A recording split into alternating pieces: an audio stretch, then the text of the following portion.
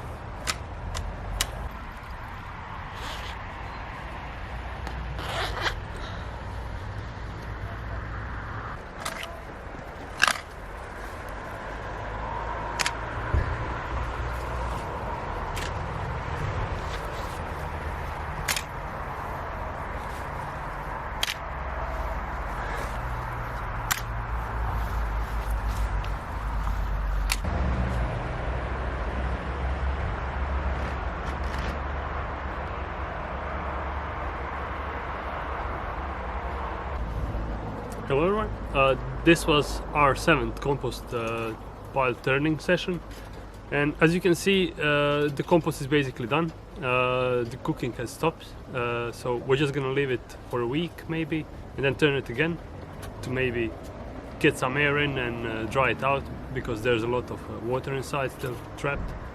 And we're gonna leave it so the earthworms can do their job for a bit, and before we sift it, or before we can see that we can sift it, because it's basically halfway mud here at the moment.